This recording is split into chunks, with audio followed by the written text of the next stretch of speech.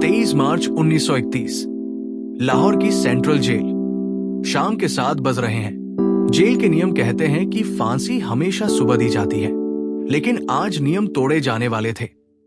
पूरी जेल को ताला मार दिया गया है।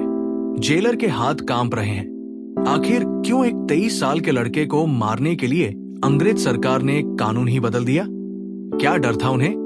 क्या था उस सरकारी फाइल में जिसे ब्रिटिश हुकूमत ने दशकों तक दुनिया से छुपा कर रखा?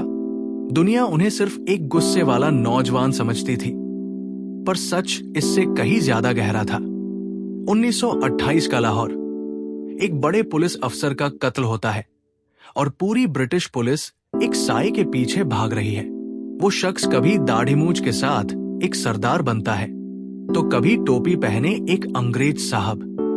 भगत सिंह कोई आम मुजरिम नहीं, बल्कि एक बेहद चतुर और पढ़े लिखे इंसान थे। उन्होंने गोलियां जरूर चलाई, लेकिन उनका असली हथियार उनके शब्द थे।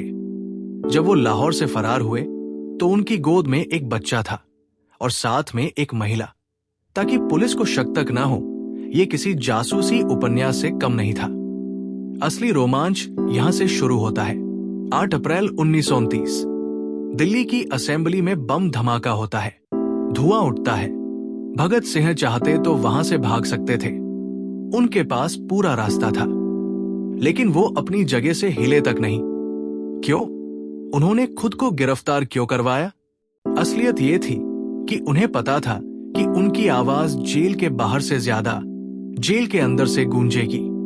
उन्होंने अदालत को एक मंच बना दिया और कानून की किताबों से अंग्रेजों को ही चुनौती दे डाली। लेकिन सबसे बड़ा रहस्य तो उनकी भूख हड़ताल में छुपा था।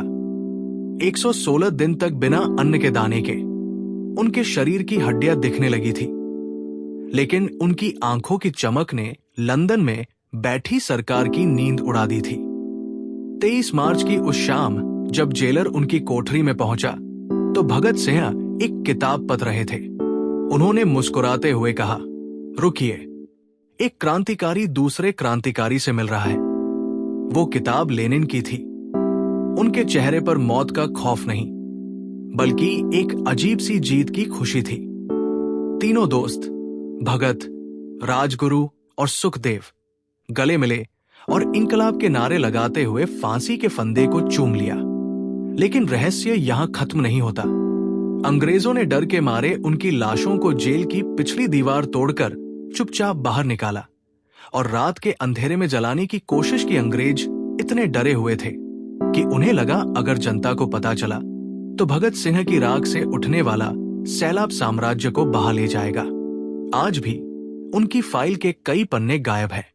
भगत सिंह ने फांसी से पहले एक खत में लिखा था, मुझे गिरफ्तार किया जा सकता है, पर मेरे विचारों को नहीं। उन्होंने मौत को इसलिए चुना ताकि उनका बलिदान हर हिंदुस्तानी के दिल में आजादी की चिंगारी भर दे।